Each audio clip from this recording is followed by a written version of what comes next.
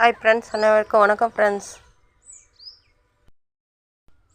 இந்த மிளகா செடியை பற்றி சொல்லியிருந்தேன் இல்லைங்களா, நல்லா பெருசாக வருது, இலை எல்லாம் பெருசாக வருது, என்ன செடின்னு தெரியல அப்படின்னு சொல்லியிருந்தேன்.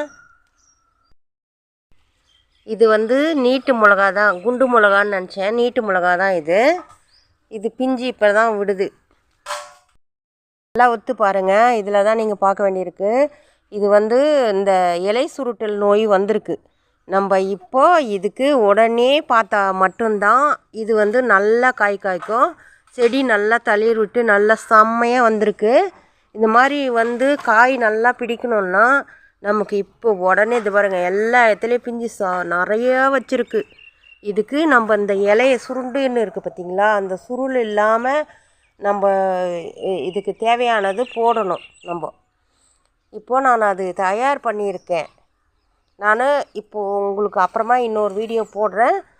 அது என்ன போடணுன்றதை நான் சொல்கிறேன், அதன்படி போடுங்க ஃப்ரெண்ட்ஸ். கண்டிப்பாக நீங்கள் அந்த மாதிரி போட்டிங்கன்னா அந்த இலைய சுருட்டலெல்லாம் போயிடும்.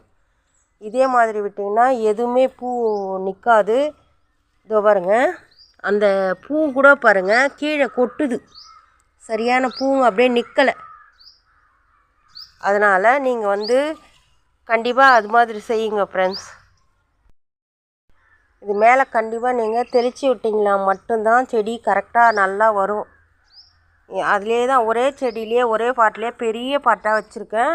இதுலேயே இந்த முல்லை செடியும் வச்சுருக்கேன். இது என்ன நல்லா தளிர் விட்டு வந்திருக்கு பாருங்கள். சின்ன பாட்டிலேருந்து பெரிய பாட்டுக்கு மாற்றினேன், எவ்வளோ நல்லா வந்துட்டுருக்கு பாருங்கள். இது எப்போவுமே நம்மளால் முடிஞ்ச அளவுக்கு கொஞ்சம் பெரிய பாட்டில் வைங்க. என்கிட்ட அப்போ இல்லை, சின்ன பாட்டில் வச்சேன். இப்போ எடுத்துகிட்டு பெரிய பாட்டில் வச்சதுனால அவ்வளோ நல்லா வருது, தளிர் விட்டு பூ நல்லா பூக்கும். இது பாருங்க, இந்த பூவே கொட்டுற ஸ்டேஜில் இருக்குது.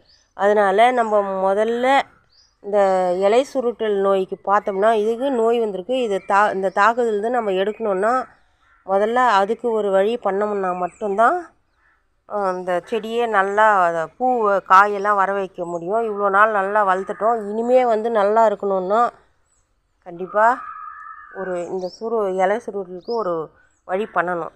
Thank you friends. இனிய காலை வணக்கம்.